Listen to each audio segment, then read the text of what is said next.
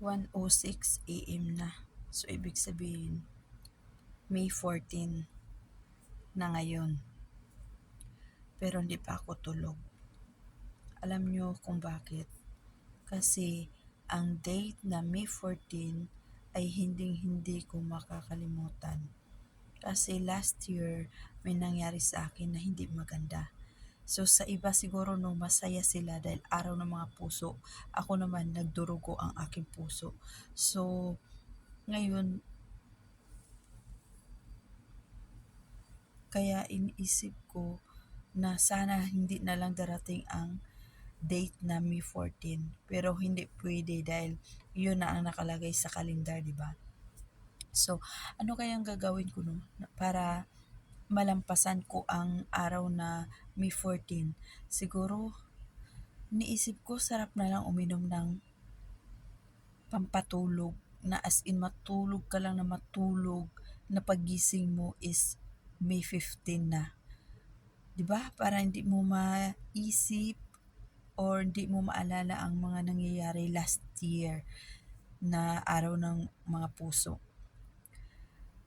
Pero sa ngayon, okay na, naka-recover naman ako. Pero syempre dumating ang araw na May 14, 'di ba? Sana ang hinihiling ko lang na sana ay hindi na mangyari ulit. Tama na yung mga pagsubok na dumating sa akin. Kasi ang hirap, lalo na pag may iniisip ka na may mga anak ka. So kung wala lang siguro akong mga anak, dalawa yung anak ko. 'Di ba nag-iisip na ako ng kung ano-ano na ayun na para mawala lang yung problema mo, pero hindi pwede na nagagawin mo yun or sa isang mo lang mawawala agad yung problema mo. Ang problema andyan lang yan. Kailangan tibayan mo lang yung loob mo at kayanin mo mga problema kasi ganun talaga, may mga pagsubok talaga na dumarating sa buhay natin. So, thankful pa rin ako dahil andyan si God lagi sa akin, hindi niya ako pinabayaan. Normal pa rin pag-iisip ko sa pagdating sa problema.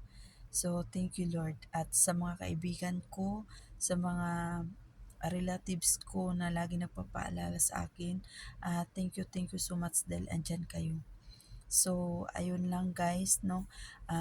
Shinare ko lang sa inyo talaga yung araw na May 14, Valentine's Day na nangyari sa akin. Sana hindi na maulit. Thank you for watching guys. Happy Valentine's to all.